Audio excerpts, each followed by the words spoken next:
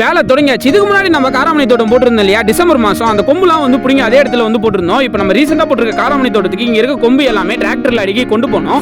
அதுக்காக எல்லா கொம்பையும் வந்து பாத்தீங்கன்னா டிராக்டர்ல அடிக்கிட்டு இருக்கும். இதுல ரொம்ப கஷ்டமான விஷயம் என்னன்னு கேட்டீங்கன்னா, நம்ம எல்லா வேலையுமே 2 நாள்ல முடிக்கணும். எதனால 2 நாள்ல முடிக்கணும் அப்படின்னு சொல்றேன்னா, நம்ம காராமணி தோட்டம் இதுக்கு முன்னாடியே எப்பயோ பந்தல் போட்டுருந்தோம். நம்ம மழைனால வந்து பாத்தீங்கன்னா நாட்கள் வந்து தள்ளி போயிடுச்சு.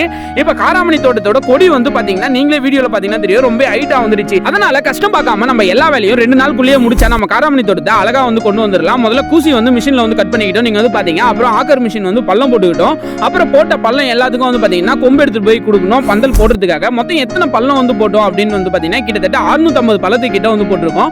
அந்த எல்லா பள்ளத்துக்குமே ஒரே நாள்லயே பள்ளம் போட்டு ஒரே நாள்ல வந்து பாத்தீங்கன்னா கொம்பு போடுறதுக்குள்ள உடம்பு நிமிந்துருச்சு நண்பா. எல்லா பள்ளத்துக்கும் கொம்பு போட்டு வந்து பாத்தீங்கன்னா கொம்பு வந்து புதைச்சிட்டோம். இப்போ நம்ம வந்து கம்பி கட்டுறதுக்காக இந்த சைடும் அந்த சைடும் வந்து பாத்தீங்கன்னா டபுள் சைடும் கூசி அடிச்சு சப்போர்ட்டுக்கு கம்பி வந்து பாத்தீங்கன்னா சுத்த போறோம். உங்களுக்கு விவசாயம் முடிக்கணும் மறக்காம இந்த வீடியோக்கு வந்து பாத்தீங்கன்னா லைக் பண்ணுங்க.